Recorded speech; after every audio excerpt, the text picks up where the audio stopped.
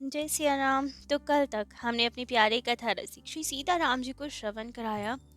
कितना विप्लव का काल चल रहा था, हर ओर मारकाट मची हुई थी, सती जी के पास तक गुंडे आ गए थे।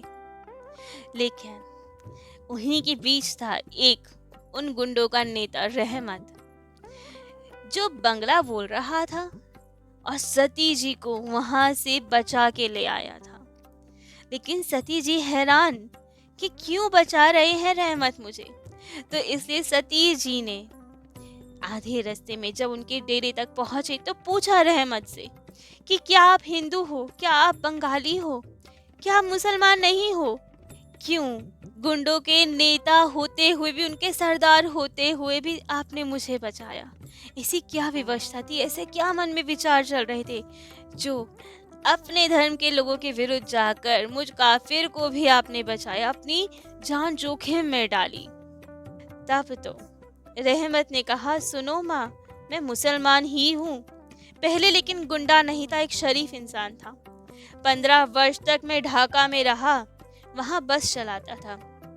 पिछले दंगों में हिंदुओं ने जालंधर में मेरी इकलौती बेटी का खून कर दिया। बदला लेने की भावना से मैं गुंडा बन गया। आज प्रातः मैं रावलपिंडी गया, अपने साथियों को लेकर आया। आज मुझे एक धनी हिंदू परिवार के यहाँ खूब मारकाट मचानी थी, खूब लूटपाट करनी थी, उसी के लिए अपनी टोली को लेकर आया था। लेकिन वो हिंदू परिवार आधी रात में ही अपने परिवार को लेकर मोटर गाड़ी से भाग गया। इसलिए हमने तुम्हारे घर पे दावा खोल दिया। लेकिन तुम्हें देखकर मैं चौंक पड़ा। मेरी बेटी ठीक तुम्हारे जैसी ही थी, बिल्कुल खिले फूल के जैसे, तुम्हारे जैसे ही सुंदर थी, तुम्हारे जैसा ही उसका रंग था, तुम्हारे जैसे ही गाल पर एक तिल था, वैसे ही उसके भी गाल थे जैसे तुम्हारी ही उम्र के समान उसकी उम्र थी। और ये कहते कहते रहमत के नेत्र सजल हो गए। आंसू पोंछते पोंछते फिर बोला, मुझे लगा कि तुम्हारे माध्यम से मेरी बेटी मुझसे कह रही है कि अब्बा, तुम क्या थे और क्या होने जा रहे हो। इसीलिए उसी ग्लानि से मैं भर गया। मुझे आभास हुआ मैं क्या कर रहा हूँ ये। इसीलिए मैंने सोचा कि मैं तुम्हारी रक्षा करूँगा। पर तो भी मेरे मन के कोने में कुंठा तो थी। तो मैंने यही सोचा कि क्या इतना भावुक होना ठीक है, इतना नर्म होना ठीक है? मुझे तो बदला लेना है हिंदू से। परंतु जब मैंने देखा कि तुम बचने के अवसर में भी अपने ठाकुर जी की मूर्ति के लिए अपने प्राण तक दुआओं पे लगाने के तैयार हो, तो उसको देखकर मेरी कुंठा भी चली गई, मेरा हृदय पिघल गया, मेरे नेत्र सजल हो गए। और मैंने निश्चित किया कि अब मैं तुम्हें अवश्य बचाऊंगा, चाहे जैसे भी हो। तुमने एक मूर्ति के लिए बचने के अवसर को भी ठुकरा दिया। इसी से मेरा हृदय द्रवित हो गया। अब जब रहमत ने ये बात बताई तो अब तो सती जी के नेत्र सजल हो गए। सती जी ने कहा, रहमत खान, मैं तुम्हारा ऋण कभी नहीं चुका पाऊंगी, पर तुमने जब मेरे लिए इतना किया है तो दया कर इतना और कर देना कि जब रावलपिंडी लौट जाओगे तो मेरी सास और मेरी नंद नंदोई की भी खोज कर लेना, बहुत कृपा होगी। ये सुनकर तो रहमत जी ने सर नीचे कर लिया। एक अजीब सी हंसी हंसता हुआ कहा, माँ, मैं क्या अब रावलपिंडी लौटकर जा पाऊंगा? जाऊंगा भी तो क्या मैं बच पाऊंगा? वहां तो अब सब जान गए होंगे कि मैंने एक काफिर को बचाने के लिए मुसलमानों को मारा है। जिस पर मैंने गाड़ी चलाई थी, क्या वो बचा होगा? मर गया होगा वो मुसलमान? तो अब मैं वापस कभी नहीं जा पाऊंगा। अब मैं भारत में ही रहूंगा। और यदि तुम मुझे स्वीकार करोगी माँ, तो अब मैं तुम्हारे साथ रहकर तुम्हारी ही सेवा में रहूंगा। माँ, तुम सामान्य नहीं हो, तुम तो फरिश्ता हो मेरे लिए। तुम्हें देखते ही मेरे सर से शैतान का भूत उतर गया, मैं फिर से आदमी बन गया। अब मैं तुम्हारे साथ रहकर मैं भी तुम्हारी ही तरह अल्लाह का प्यारा बनना चाहता हूँ। अब मेरी उम्र बची ही कितनी है जो मैं कुछ और सोचूं? पर मैं मुसलमान हूँ, तो क्या तुम लोग। इतना कहते ही सती जी ने उन्हें रोक दिया और झट से कहा, नहीं नहीं रहमत खान, ऐसा कुछ मत सोचो। तुम जो भी हो, मेरे ठाकुर के भेजे हुए एक रक्षक हो, इसलिए मेरे पिता के समान हो। मैं जहाँ भी रहूंगी तुम मेरे साथ ही रहोगे। लोग चाहे कुछ भी कहें, तुम्हारे साथ रहने से मैं ठाकुर जी को कभी नहीं भूलूंगी। तुम मेरे भजन में कभी बाधा नहीं बनोगे, तो इसलिए आप सदा मेरे साथ ही रहना। ये सब सुन के तो रहमत बहुत प्रसन्न हुए। उन्होंने कहा, सुभान अल्लाह, रहमत पर तो अल्लाह की रहमत है, पर अब चलो माँ, देर हो रही है। इतना कह कर ही गाड़ी में बैठ गए रहमत, और सती जी भी गाड़ी में बैठी, परंतु बैठते ही वापस चिंता में डूब गई। क्या होगा, कहीं फिर से गुंडे आक्रमण तो नहीं कर देंगे, कहीं गाड़ी तो नहीं रोक लेंगे। यही सब चिंता करते करते भूल गई कि ठाकुर जी कितनी करुणा करते हैं उन पे, जिन्होंने अपने जादू से भक्षक को भी रक्षक बना दिया। क्या वे ठाकुर जी अभी रक्षक नहीं करेंगे? अवश्य करेंगे। लेकिन सती जी ये भूल गई कि ठाकुर जी उनकी साथ हैं, तो चिंता में डूब गई। और इसी चिंता के कारण ठाकुर जी ने भी थोड़ा सबक सिखाया। कुछ दूर जाके फिर विपदा का सामना करना पड़ा। जब वे लोग एक शहर के भीतर से निकल रहे थे, रहमत गाड़ी बहुत तेज चला रहे थे। एक पुलिस वाला सामने आके खड़ा हो गया, हाथ खड़ा किया, कहा रोको रोको, लेकिन रहमत ने गाड़ी और तेज कर दी। पुलिस वाला बोला, बाप रे, और कह के साइड ही हटना चाह रहा था, लेकिन गाड़ी की टक्कर से वो गिर पड़ा और उसकी टोपी गाड़ी के मडगार्ड में अड़ गई। उसकी चीख पर 3-4 पुलिस वाले और आ गए, बंदूक उताने, गोलियां चलाने लगे। गोली मडगार्ड से झूलती टोपी में जाके लगी, और उसी समय एक क्रॉसिंग पर रहमत ने गाड़ी को दाहिने ओर मोड़ दिया, परंतु स्पीड इतनी तेज थी कि गाड़ी उलटते उलटते ना जाने कैसे बच गई। मुड़ते ही अब तो रहमत ने कहा, बच गए माँ। ठीक इसी समय गाड़ी मोड़ने की जगह नहीं मिलती तो गोलियों से रक्षा नहीं थी। अल्लाह अकबर। इतनी देर तक तो मानो सती जी कहाँ खोई हुई थी, बेहोश सी थी। अब ये अल्लाह अकबर नाम सुन के चौंक पड़ी। तुरंत अपने ठाकुर जी को अपने हृदय से लगा लिया और मन ही मन कहने लगी, ठाकुर जी, अपराध क्षमा। तुम मुझे बार बार बचाते हो, लेकिन मैं बार बार भूल जाती हूँ कि रखने वाले भी तुम हो, मारने वाले भी तुम ही हो, और व्यर्थ की चिंता करने लगती हूँ मैं। मुझे क्षमा करो, मैंने तुम पे अविश्वास किया, व्यर्थ की चिंता की। और सब चिंता त्याग कर फिर तो आराम से आई। ये सब बताते बताते तो असित जी की धड़कनें तेज हो गई कि क्या क्या हुआ ये सब।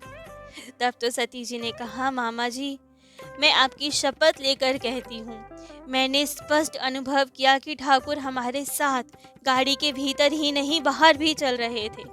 गाड़ी के साथ साथ घंटे में 60 मील की स्पीड से हमारी देह रक्षक के रूप में चल रहे थे ठाकुर जी।